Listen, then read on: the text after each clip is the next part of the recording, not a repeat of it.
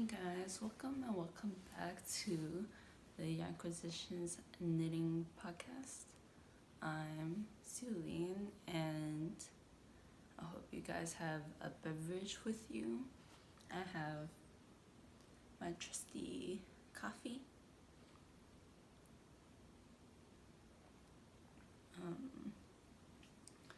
And I know that a lot of people had just subscribed, so hi, welcome. Because of creabea Rebecca shouting me out, and that was really unexpected because I was just like watching her podcast because obviously I'm a subscriber. I watch her podcasts. Sorry, my cat just climbed the chair.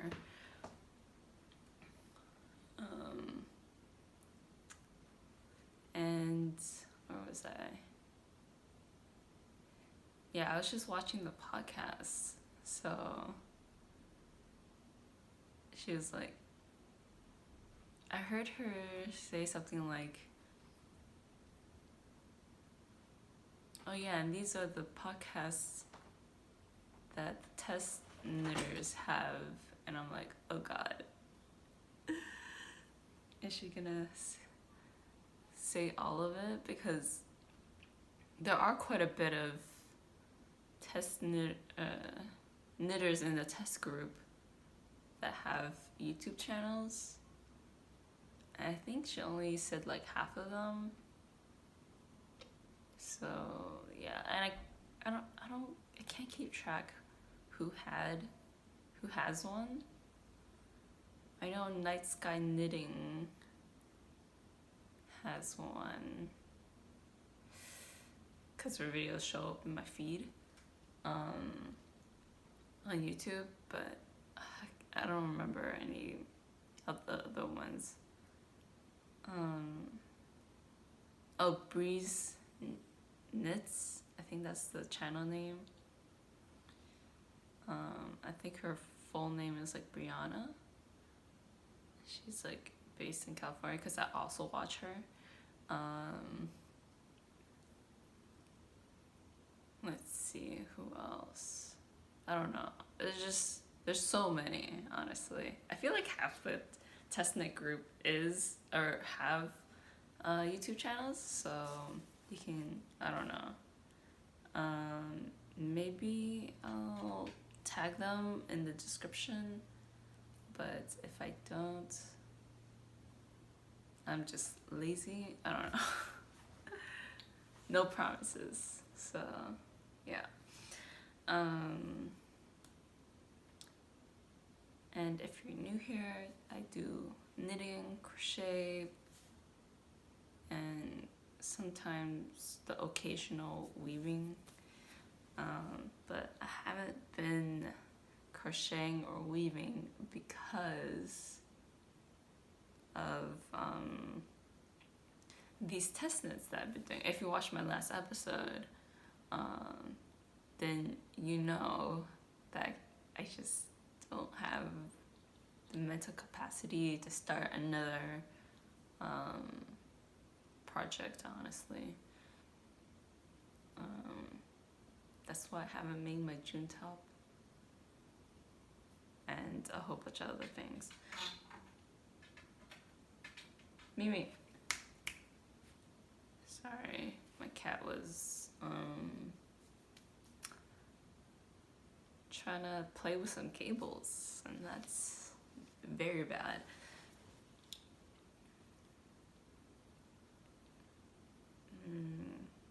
I guess I'll get started with the cargill sweater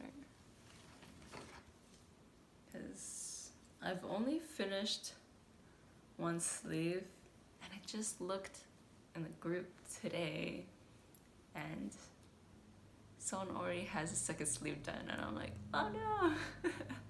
I'm behind. But no, actually a lot of people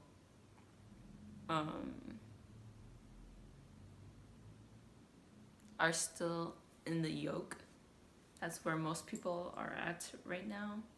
And so I guess technically I'm like ahead of the rest of the group with the one sleeve done. And the thing about this sweater, or at least my swatch, is that I only got gauge when I blocked it like crazy. So if I block this like crazy, then it will look like it will fit me. Because right now it looks like it's for a toddler, right? Isn't it? The arm's kind of long though. Too long for a toddler. But, yeah.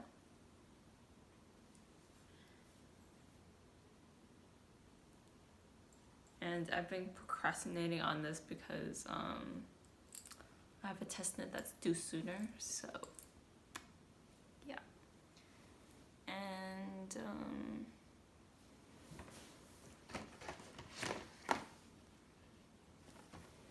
yeah, I mean the yarn I already said last episode, I think, and like pretty much all of them.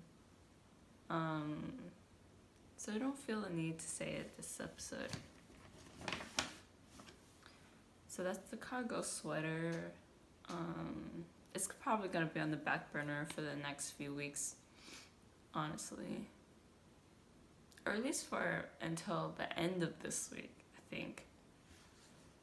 And then I have the Sporty knit skort. And people had like trouble with the waistband, but I didn't. And the trouble was that the waistband was like scrunching up too much. Like when they wear it, there's just too much extra fabric in the waistband. But I mean, I don't have that problem, probably because I barely made what's it called? I barely met gauge, so that's probably why. But the sizing is this called, what is it called, sizing?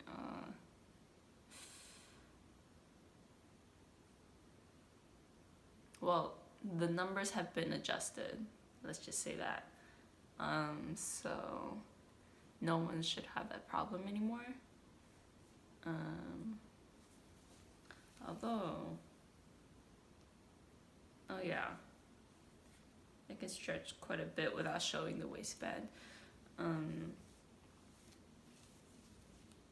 But then I also have this problem where when I wore it right underneath the waistband in the back, it like bunched up a little bit, but it's so slight that it's not worth ripping back.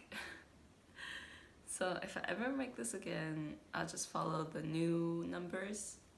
But the old numbers is just fine for me. I know for the bigger sizes, or actually even for the size small, I think some people had trouble with it. Probably because they met gauge before washing. So that's something to keep in mind. Yeah. And I think I barely met gauge just because it's a super light DK, because I'm using a light fingering weight yarn, and then when you hold it double, it's a super light DK or really heavy sport, depending on where you land. I don't know. It just looks like a tube though, so nothing fancy yet. And because it's a skort, it has to have inset shorts. but I haven't finished the skirt yet, so we ain't there.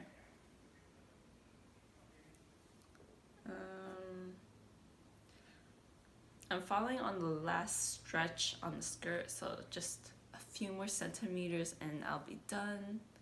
And yeah, it looks really long, but because it's high-waisted, it won't cover too much, but it'll cover enough, if you know what I mean. I kind of wonder where it lands right now, so I'll just so this is my natural waist.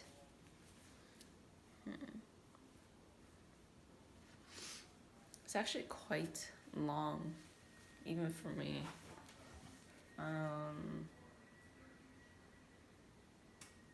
So maybe I'll try it on and then we'll see if I want to cut it short. I'm using a colourmart yarn. It's merino with 2% vicuña, but that's whatever. The vicuña doesn't make any difference, because the merino is the extra fine merino, 16 micron, if that matters to you. So it is really soft, but because it's merino, it is a little sturdier than you would think, than a cashmere. Yeah, and for like a skirt, I wouldn't recommend cashmere because it's, even though it has great drape and it's lofty and it's lighter because it's more like squishy and puffy. I wouldn't recommend it just because you would be sitting on it and there would be a lot of pilling and chafing going on, and I think it'd just be a lot of upkeep, especially if you don't want to deep pill like often, or if you want to wear it like daily, like an everyday skirt kind of thing. Then yeah, I would recommend a hard wearing skirt, or no, a hard wearing material. So whatever that is to you, then I would recommend that. And if you can't take the tougher, more prickly fibers, then merino is pretty good.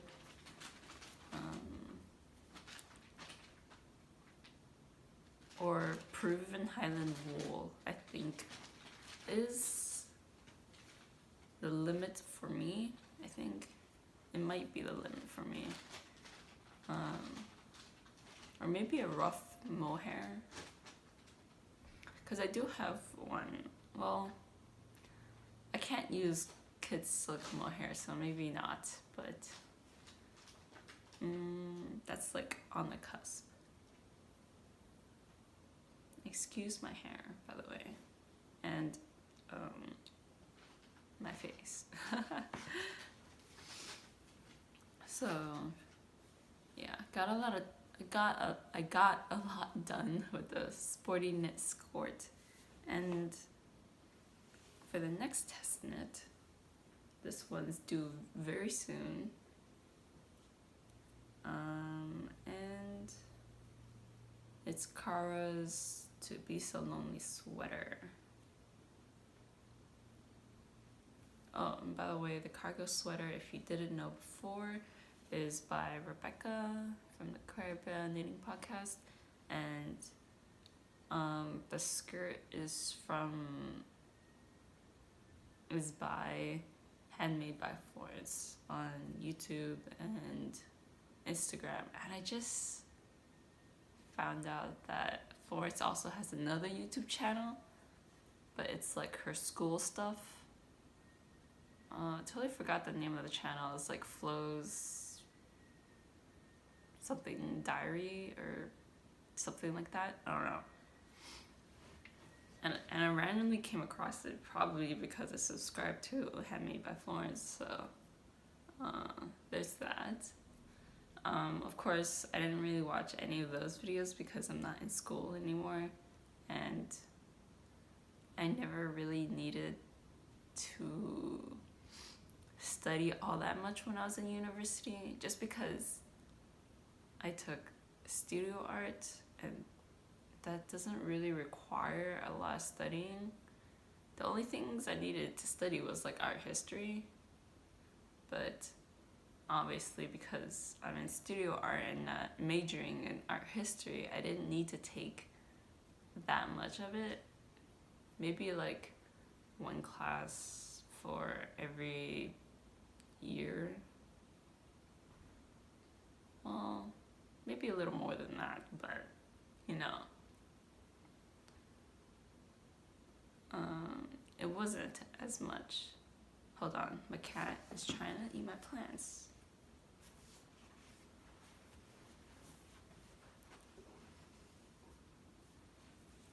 Okay. So sorry about that.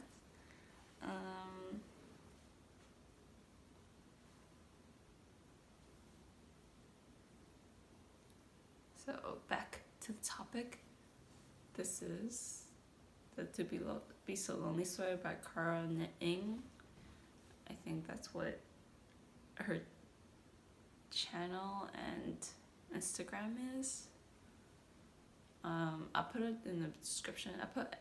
I'll put everyone's channel in the description below. I think I'll just tag it because getting URLs is such a hassle, honestly.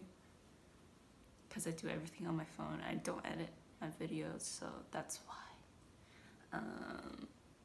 Yeah.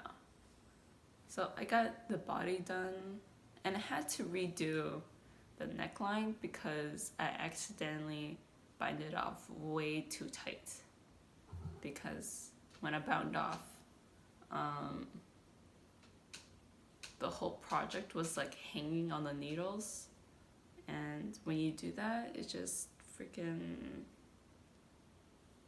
it like tightens up on its own.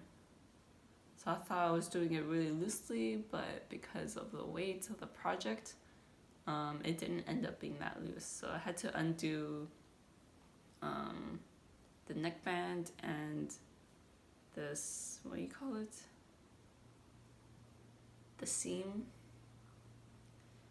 And obviously because I'm crazy and because I'm so freaking particular about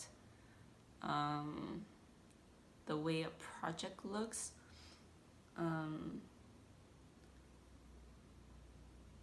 for like the neckline shaping, I just continued the, what do you call it? The pattern, the lace pattern. I just continued it up on each shoulder, so like 4 sections. I just continued it up instead of doing stockinette, which the pattern tells you to do.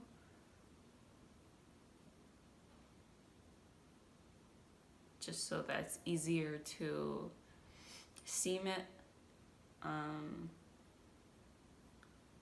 But because I'm anti 3-needle bind off, because I don't like that bulkiness that it creates, I did Kitchener stitch instead.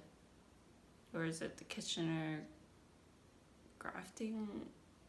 Is it called Kitchener stitch? Or is it called Kitchener something else? I don't know. Kitchener seaming. But I think you guys know what I mean. So yeah, I did the Kitchener to graft the live stitches together,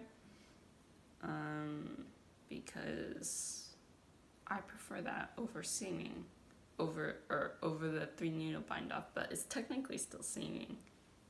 But I guess it would be considered grafting by technical terms. It's whatever, honestly. And for the neck, I did 5.5 millimeters. I mean, I used 5.5 millimeter needles because I was concerned that if I went down too far in the millimeters, then it wouldn't fit over my head, because the pattern tells you to go down even more, and I was not about to do that. Because after redoing the neckline, it actually fit comfortably over my head. So I was not about to risk it being too tight. Because at that point, I didn't really want to do it again. Or do it a third time. So yeah. And if I didn't say last time, I did the cast on with 6 millimeter, so I also did the ribbing in 6 millimeter, and I think it looks pretty nice for being at the 6 millimeter mark or needle, because the pattern tells you to use 4 millimeters, but that's too tight for a cable cast on. It'll be fine if you use like no, well, I don't know if it'll be fine, but it'll definitely be better to use a long tail cast on for that stretchy factor, but I don't know if it would be enough to fit over your head, because when I did the cable cast on 4 millimeter, it actually could not stretch over my head. So I guess just be aware about your tension and like which needle size to use, because I went to 4 and then went to 5 and then I had to land on 6, and that took like a whole day. But that's maybe because I'm also a very loose or very tight knitter, but a lot of other people in the group test knit group also had the same problem. So just go up the needle size to however you want. And I did get gauge with 6 millimeter, so yeah, that's just something to keep in mind. And actually I couldn't get the dimensions unless I went up to 6 millimeter, because if I stretch it, it's like the dimensions that Kara has for this pattern. So yeah, that's just what I was aiming for, because I know that mohair does not stretch at all, and yeah, you gotta keep it loosey-goosey sometimes.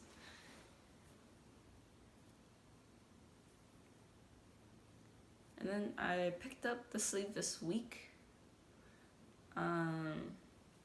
Some parts are more seamless than others, but I think it looks pretty good.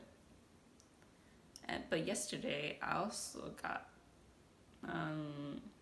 tripped up because I made a mistake and I had to let her back down. And the mistake I made was moving the center line to the left one stitch over, and that was super annoying to fix, and I couldn't wrap my head around it because it was like 2 rows down, and then I had to undo one entire row because it was just getting too complicated and too tangled, and I couldn't fix it, so I was just like, fuck it, I'll just go back 1 row to fix it easily, or easier, because I think I twisted the strands and I couldn't tell which one was belongs to which row. So yeah, or the loose strands. I couldn't tell, so I had to undo one row. But even then, I was like really confused on what the pattern was, because this pattern isn't charted at all. So it's very hard for me to like visualize what it's supposed to be. I don't know. But yeah, it just like tripped me up because it's supposed I messed up on the knit, what's it called? A knit one, and then a slip two knitwise, and then knit one and pass over the previous 2 stitches, and then a knit one. So that's the part that I got fucked up on. And then there's supposed to be 2 yarn overs outside of that.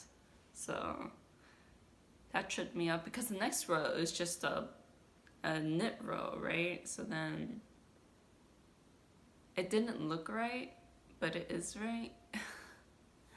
So yeah, that was annoying, but I got through. I think it took me like 20 minutes at most, but it was such a hard 20 minutes because I was sweating and because last night was super hot for no reason. Like, I don't understand. Like, that's my least favorite part about some days in summer, is that the nights are also sometimes hot, or maybe this apartment sucks at airing out, and the insulation is good but also bad in the winter. Like, it's such a mess. But thankfully I'll be moving, but I need to confirm when this lease ends so that I could buy more yarn and have like a gap or enough time before we move, just in case it gets stuck in customs. Because my last international order that I ordered in early July came at late July, so that's very concerning. And also, I was planning on making an EKF order for the island collection, but now I'm not sure if I should because of me possibly moving before they're done with dyeing the collection. So I don't know how that's gonna turn out, because I'm assuming it takes a month or 2 to dye it, and then maybe a week after to ship everything. So I don't know. Decisions. Or maybe I should just not order it. Although that would suck ass because I do like Giant's Causeway and I do like Fia, so I really, really want those colorways. But because I'm like anti-superwash yarn, I could only get it in Surrey alpaca, which I've never worked with Surrey alpaca before. I've only worked with the fuzzy yarn, which is like an alpaca, Donegal, and something else blend. So yeah. So I've only worked with that alpaca strand and not like a brushed alpaca silk from Drops. although I am eyeing some colors from there, just because sage green is such a nice color. And yeah, I've been eyeing a lot of drops yarn as well. So I'm like, maybe I should forgo EKF and just order drops because it's cheaper and the shipping is quite fast. DHL is quite fast, unless it also gets stuck in customs. So yeah. And as far as I know, someone else in like Tiffany's Discord also got their shit stuck in customs. So it hasn't cleared up. That's all I'm saying. And look at I just attached new yarn to the project because I ran out yesterday. And it's so like fluffy and nice. I don't know. There's just something so satisfying about like a winded up cake that's like this big. Okay, my hands are like pretty large for my height. So yeah.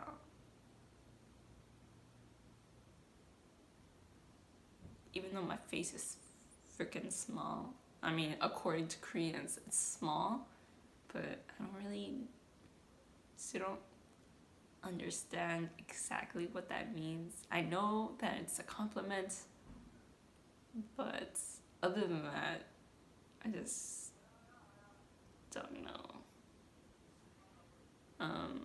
Or maybe I just can't understand it. That's probably it, honestly. Yeah, there's just something so satisfying about like a fluffy cake that's so light and squishable, you know. I know it doesn't like, you can't really tell on camera just how like squishy it is, but yeah, it's so satisfying. And this is the second, I had to wind it a second time because the first time is always super tight, and that's when you get yarn barf, is when it's really tight and it like meshes together too much. Yeah. So yeah, it's always such a chore to wind mohair, honestly, because it sticks together too much on the, what's it called, in the yarn ball. When it's tight, it sticks together too much, and then when it's on the swift, it sticks together too much there too. So yeah, it's very important. Even though mohair is not stretchy, or like the silk in it is not stretchy, it's still important to wind it twice. If you don't believe in winding it twice, I don't know what to say to you, but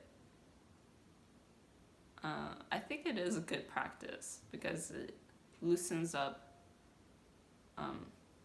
your yarn and you don't get yarn barf, and it doesn't, and if it's like a woolen yarn, then it doesn't stretch the yarn, which you don't really want to do because it can scrunch up after washing. Or at least that's what I think it will do to your garment or swatch. But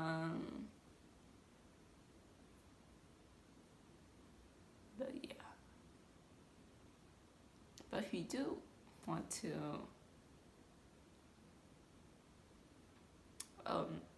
sorry, I was just like thinking about something, but I can't like put it into words that eloquently.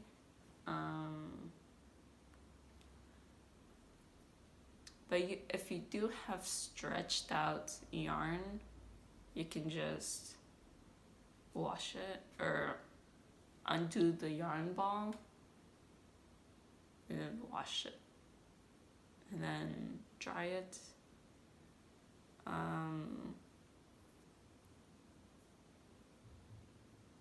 Or if the yarn ball is really tight and there's no like springiness in the yarn, you can use it for weaving, just to put it out there. But technically you can use any yarn for weaving, because weaving is weaving. You just gotta use some material.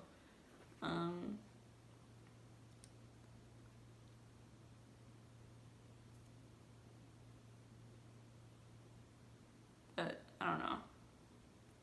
That's just like where I stand on yarn winding, skein winding. Yeah.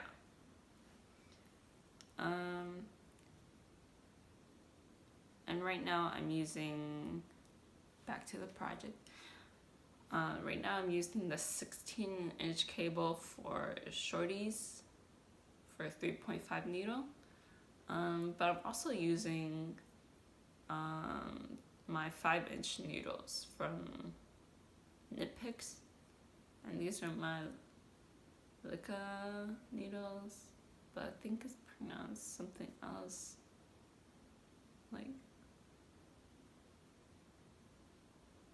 Luca.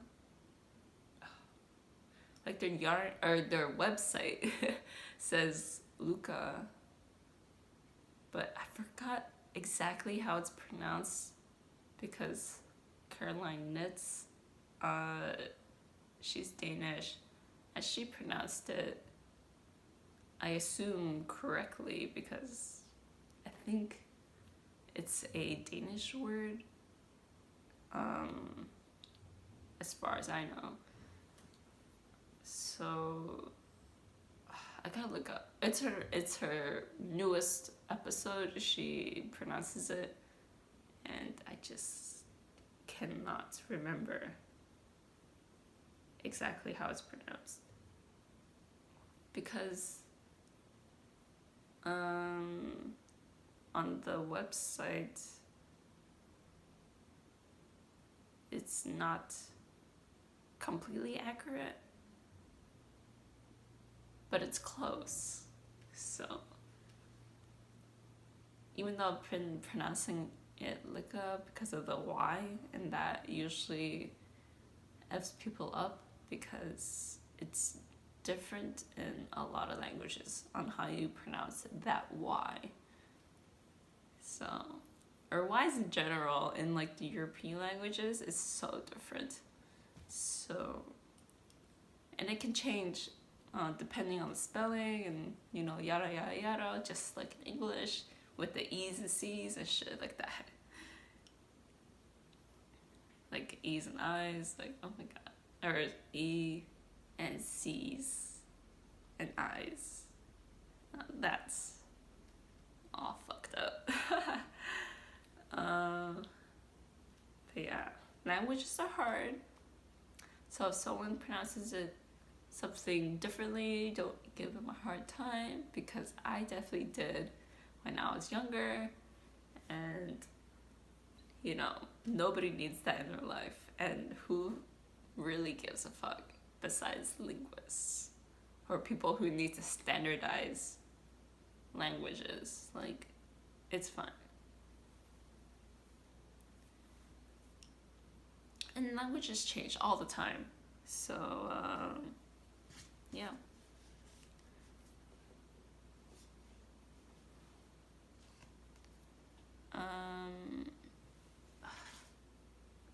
Gosh, my yarn was like getting tangled and stuff.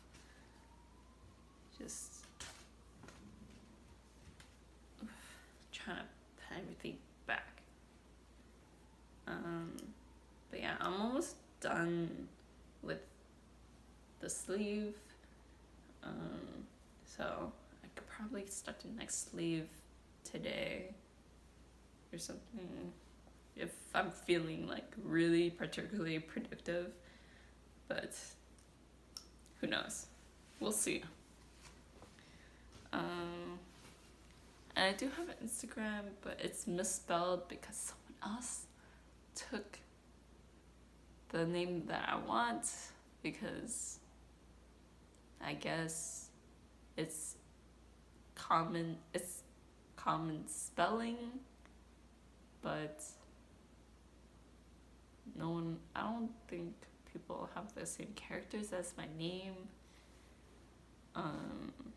So that's annoying. Because if it was in Chinese, then no one would have my name. But it's not, because it's just Roman characters.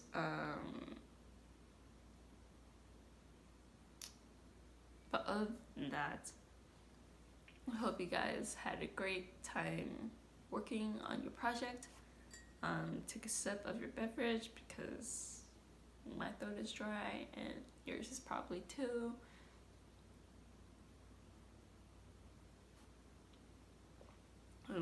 Everyone's gotta stay hydrated. It's very important.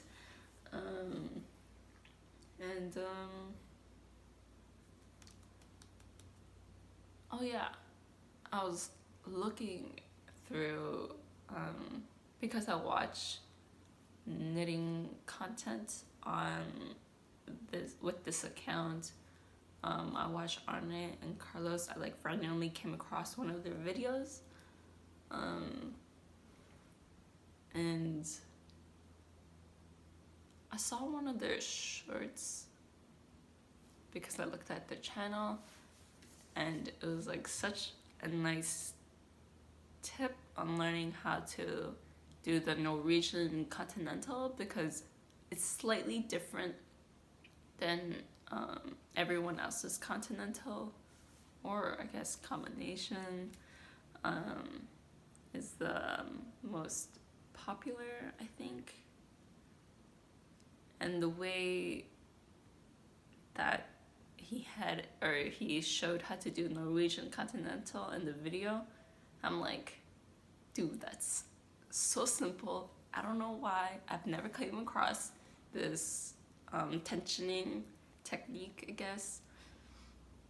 And I tried it, and it was like, wow, I was mind blown because it was so easy.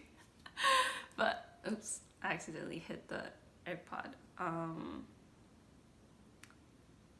But I don't know if I can purl with that, because I definitely did not practice my Norwegian purl, okay? So, yeah. Well, let me try right now to see if maybe I could get the hang of it. Oh shit. It starts on a purl on this project.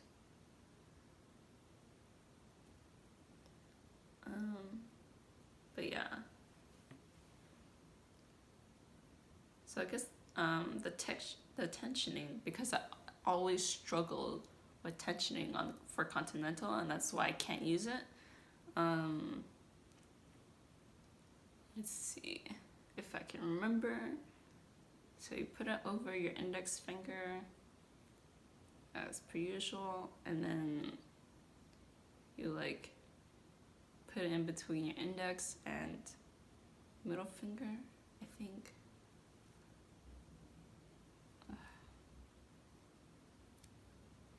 And then you hold the yarn down with your other fingers, I guess.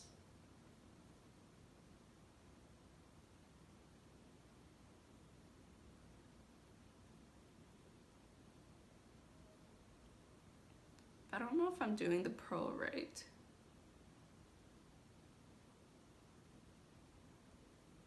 Because the last time I tried to do Norwegian purl, I twisted the stitch. I'm like, how the fuck do I not twist the stitch?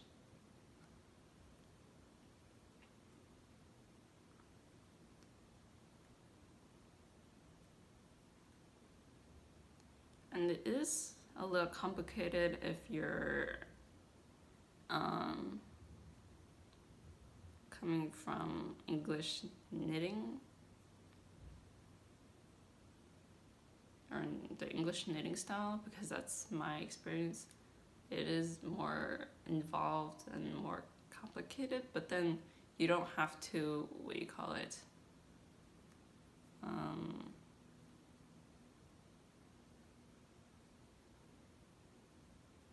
I lost my train of thought.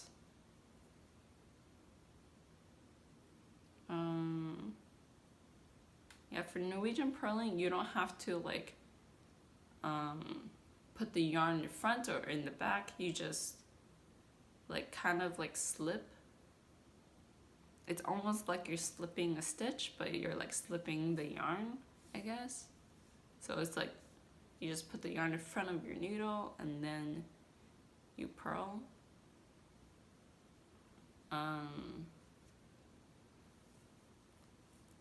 Let me see if I did the purl right, because there's so many purls right now.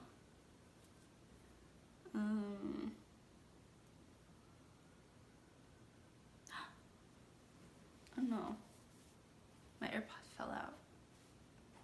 Where is it?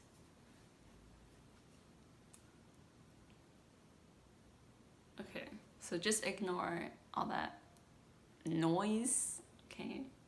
And like the audio, just ignore that audio just now, okay?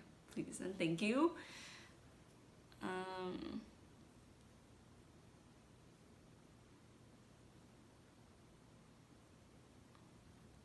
Let's see. Yeah, I think I did it right.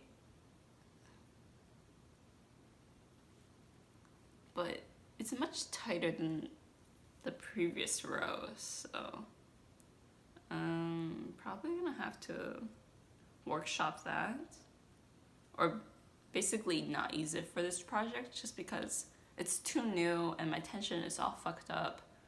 And yeah, the Norwegian continental is where it's at. That's all I'm gonna say. It's much easier to tension that way. The Norwegian way, I guess. Or at least the way that Arne and Carlos showed in that video. It's a YouTube short. You could probably find it. I mean, I found it on the channel, so it's probably still there. And I don't know. But of course, I always have a tendency to like tension my yarn like this, just because that's how I tension my yarn when I crochet. So yeah, I probably always have that muscle memory. So I probably have to fight it when I do Norwegian continental. And it's funny because the only difference is that you hold your finger super close to the needle, and then you also tension it right at the needle.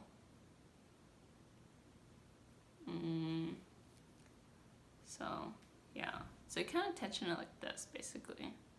But of course you can always, I think in the video they also like weave the yarn through like on their pinky or something, so they don't like lose the yarn, I guess.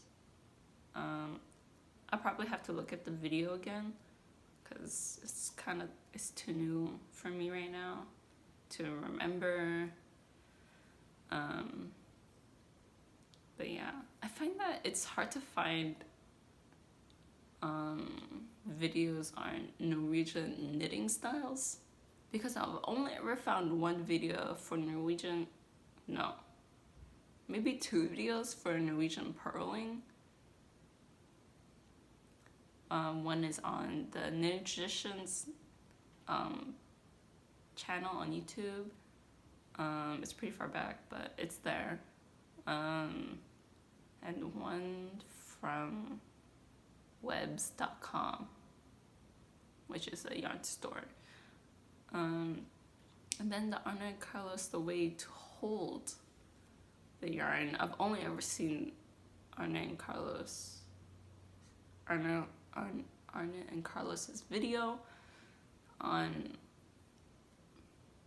the way to hold it, because I think even in the knitting traditions video, it's not very clear on how she holds it, because she doesn't show the back side. But you know, I love Inga, so, and she's not a tutorial channel, so it doesn't really matter, because she's a podcaster, and I watch her for the relaxing vibes she has. I wish I could be that, but you know, that's really not my personality.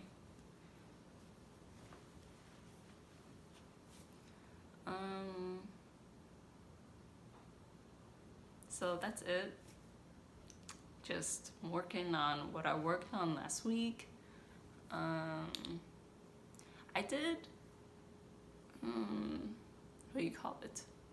I did apply for another test knit, but obviously I didn't get it. So that's a bummer, but designers can't choose everyone, so it's whatever, honestly. And I knew that I was probably not gonna get it or get into the test knit. It just so happens that I got into these 3 one week after another, and 2 of them are new designers, so yeah. And my first test knit was actually a new designer as well, and she's on her second project, Jack's Knitwear, or second pattern, but she's has a lot of projects going on.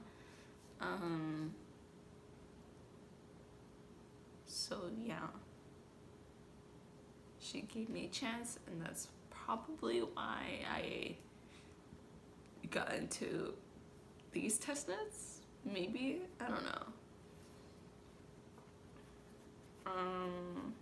But it is fun to be in a test knit chatting group, so that if anybody has like problems, or problems understanding the pattern, then someone can like chime in, be like, oh yeah, this is how you do it, or oh yeah, I also had that problem, or also had trouble understanding, and then people can like chime in and help out, which is great, because I think everyone's on different like experience levels.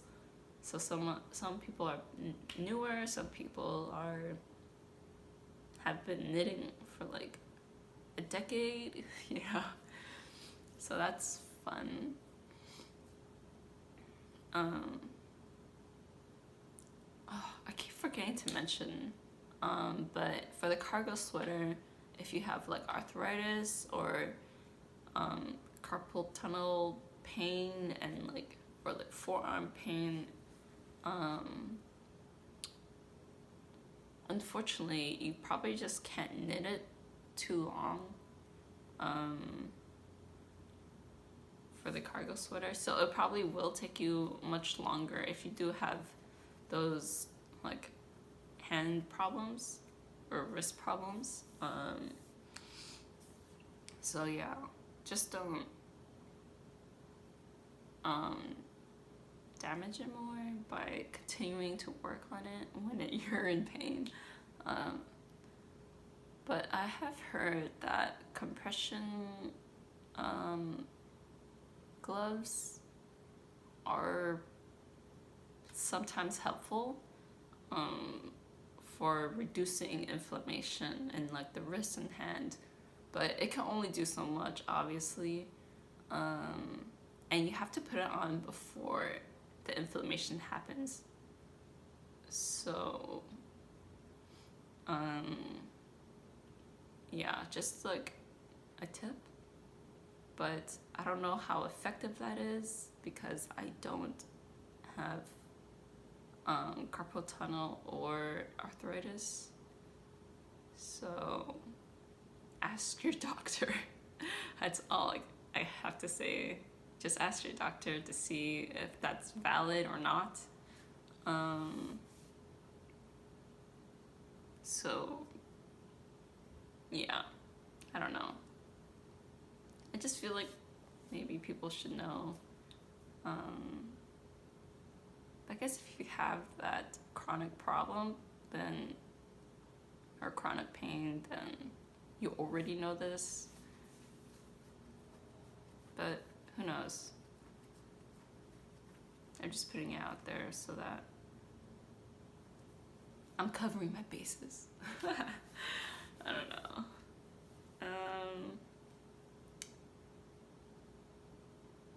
Okay, take another sip.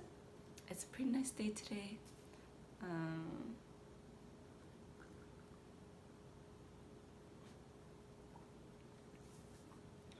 I guess that's it for this week. I'll see you guys next week, whenever I can film again.